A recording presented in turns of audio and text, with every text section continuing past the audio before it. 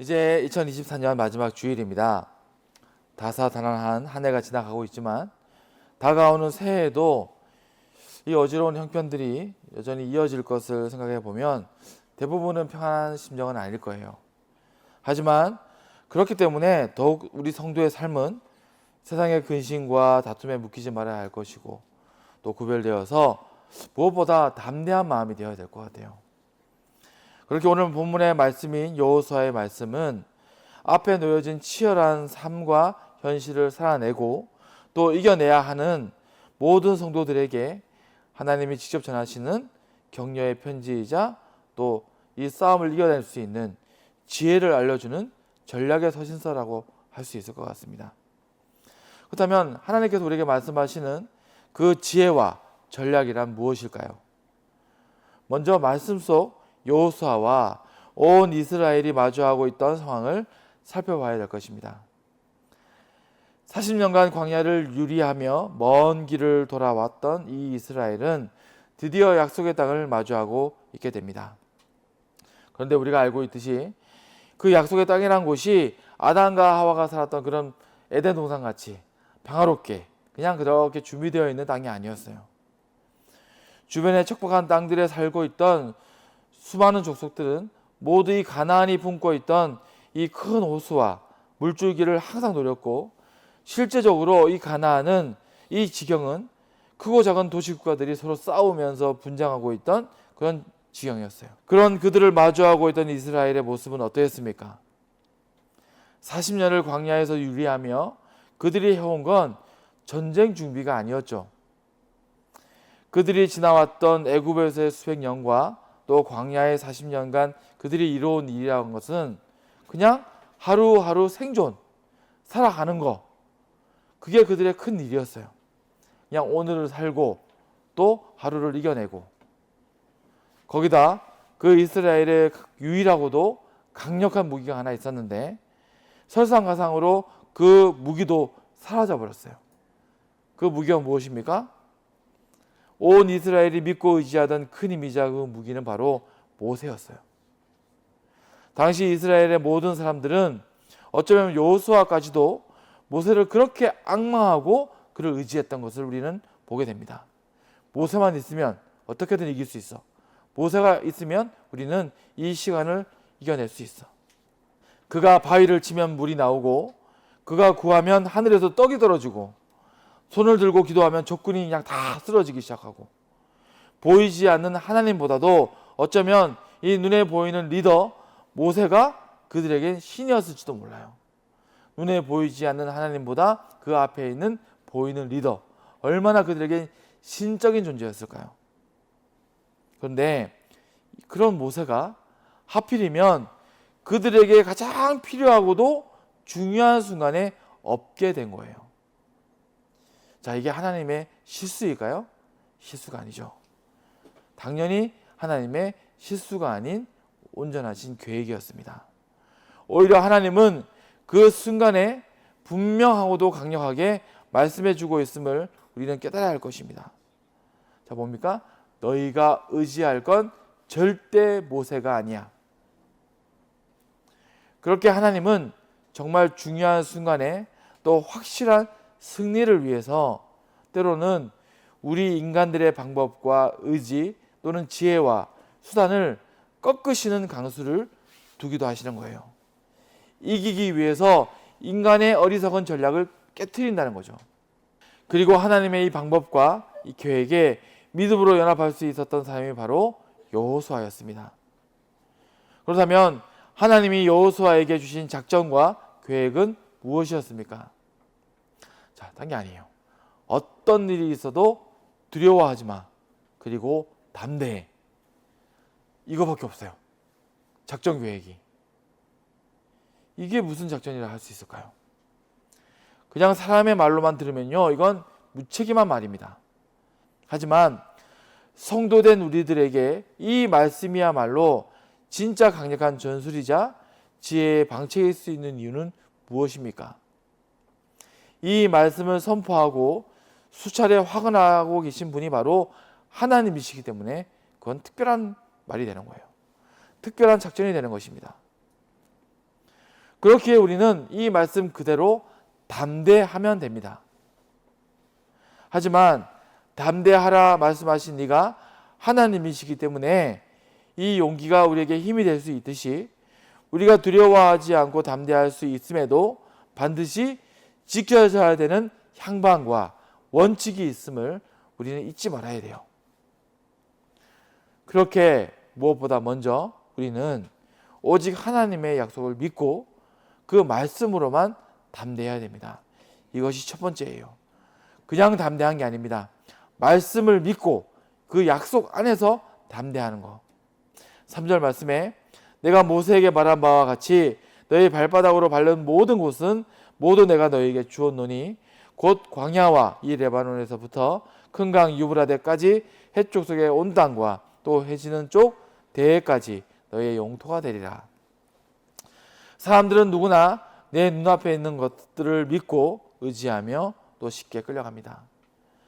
그것이 바로 표적들에 붙들리고 의지하는 사람들의 모습이자 마음이에요. 표적을 구하는 마음, 표적에 붙들리는 마음. 그렇게 당시 이스라엘 사람들에겐 어쩌면 눈에 보여지지 않는 하나님보다 그분의 말씀과 명령을 대언하고 또 대행하던 모세가 마치 그 힘의 주관자처럼 보이기가 쉬웠을 것입니다. 마치 모세가 주관자 같이 보이는 거예요. 하지만 분명하고 당연한 것은 모세는 우리와 성정이 같은 인생일 뿐이었지 결코 하나님이 될 수 없다는 거예요. 모세는 절대로 하나님이 될 수 없죠. 마태복음 3장 9절 말씀에 예수님께서 말씀하신 말씀입니다. 속으로 아브라함이 우리 조상이라고 생각하지 말라. 내가 너희에게 이르노니 하나님이 능히 이 돌들로도 아브라함의 자손이 되게 하시리라. 인생들이 스스로를 높이거나 신격화하는 죄를 경계하시는 예수님의 말씀입니다. 너를 특별하게 여기지 마. 너희들이 어떤 지혜와 방법과 능력이 있다고 믿지 마. 너희는 아무것도 아니야. 그래서 성도의 믿음은 무엇으로 시작되고 또 근거해야 합니까? 우리가 내 눈에 보이는 그 어떤 유력한 존재나 가치에 의지하고 의뢰하는 표적만을 쫓는 믿음이 아니라 하나님을 믿는 믿음에 선 성도가 되려면 우리는 오직 하나님의 약속을 믿는 믿음으로써 먼저 담대해야 한다는 것입니다. 말씀 속에서 하나님이 여호수아에게 다시 상기시켜 주셨듯이 아브라함, 이삭, 야곱부터 모세와 너에게까지 내가 약속한 이 일을 반드시 이루어 주겠다는 하나님의 그 약속을 우리는 근거해야 돼요. 우리는 오직 이 믿음을 새롭게 해야 하며 그 안에서 담대해야 합니다. 그래야 오직 우리의 이 담대함, 약속을 믿고 그 말씀 안에서 담대한 우리의 이 담대함에는 약속하신 하나님의 능력이 역사될 수 있는 것입니다. 그리고 나아가 우리는 오직 하나님의 명령에 준행하여서 담대해야 돼요. 주의 그 명령을 지키는 가운데 담대하라. 오늘 말씀 8절에 이 율법책을 내 입에서 떠나지 말게 하며 주야로 그것을 묵상하여 그 안에 기록된 대로 다 지켜 행하라. 그리하면 내 길이 평탄하게 될 것이며 내가 형통하리라. 내가 내게 명령한 것이 아니냐라고 하셨습니다. 하나님의 약속과 그 말씀을 믿는 믿음으로 담대함이란 결국 무엇으로 드러나야 하는 것입니까? 우리가 약속을 믿고 주님을 믿는 담대함이란 그 과거의 약속을 믿는 믿음에만 머무는 것이 아니라 결국 한 걸음 더 나아가서 오늘날 그 말씀을 지켜 행하는 내 발과 손이 함께 해야 돼요. 마태복음 7장 21절 말씀에 말합니다. 나더러 주여 주여 하는 자마다 천국에 들어갈 것이 아니요 다만 하늘에 계신 내 아버지의 뜻대로 행하는 자라야 들어가리라.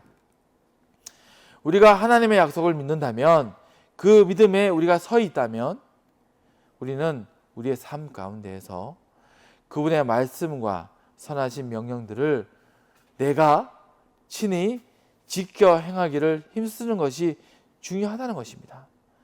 여기에만 하나님의 담대함이 우리의 능력이 되어질 수 있는 비밀이 있다는 거예요.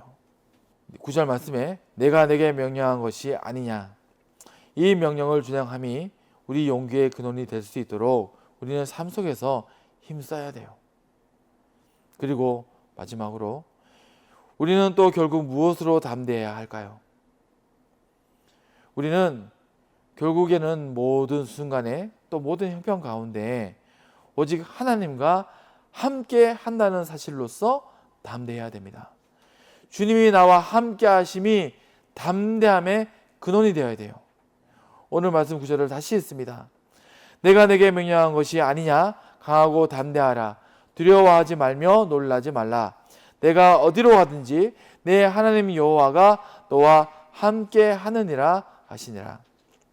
이 말씀은 우리가 알고 있듯이 부활하시고 승천하신 임마누엘의 예수님의 약속이기도 해요. 마태복음 28장 20절 말씀 중에서 나오죠. 내가 세상 끝날까지 너희와 항상 함께 있으리라 하시니라. 예수님의 약속이고 하나님의 약속이에요. 이렇게 예수님은 그 이름부터가 하나님이 우리와 함께 하심을 선포하는 임마누엘이시며, 하나님은 결코 우리를 고아처럼 버려두지 않으시고 결국 우리와 함께 하시기 위해서 모든 것으로 역사하시며 동행하시는 주님이십니다. 그리고 우리가 알고 있듯이 성령 하나님은 다름 아닌 우리와 함께 하시는 중보자 하나님의 다른 이름이에요. 너와 함께하면 너를 돕겠다 하신 것이 성신 하나님. 다시 말해 하나님은 그분 자체로 우리와 동행함의 증거이자 의지이며 능력인 거예요. 하나님은 말 그대로 우리를 도우시며 함께 하시는 하나님이라는 것입니다. 다만 중요한 것은 무엇입니까? 하나님은 그 존재 자체로 우리와 함께 하심인데 중요한 것은 무엇입니까? 마지막 구절을 다시 또 봅니다. 내가 내게 명령한 것이 아니냐. 강하고 담대하라. 두려워하지 말며 놀라지 말라. 내가 어디로 가든지 내 하나님 여호와가 너와 함께 하느니라 하시니라. 자, 우리가 믿는 거예요. 그 하나님을 믿는 것입니다. 하나님이 우리와 함께 하신다는 그 사실, 우리와 함께 하시기 위해 존재하시는 하나님을 믿음으로 우리가 의지하며 우리가 담대해야 되는 거예요. 우리의 믿음은 거기 있는 거예요. 내 믿음이 얼마나 커서 내가 이 순간에 담대할 수 있나, 이게 아니라 우리와 함께 하시는 하나님을 믿음으로 담대한 것. 다시 말해서 담대하라 하신 말씀의 다른 말은 믿으라예요. 믿으라. 담대하라 하신 말씀의 다른 말은 내가 너와 함께 하는 것을 믿으라. 하나님이 우리와 함께 하시고 또 결국 역사하심의 순간에 우리가 함께 하려면, 함께 서려면 우리는 믿고 담대하며 또 믿어야 됩니다. 믿고 담대하며 또 믿으라. 그렇게 우리는 다가올 2025년에 오직 하나님으로 담대합시다. 하나님을 믿음으로, 우리와 함께 하시는 하나님을 믿음으로 담대하신 우리 모든 성도들이 되길 바라면서 말씀 마치도록 하겠습니다. 아멘.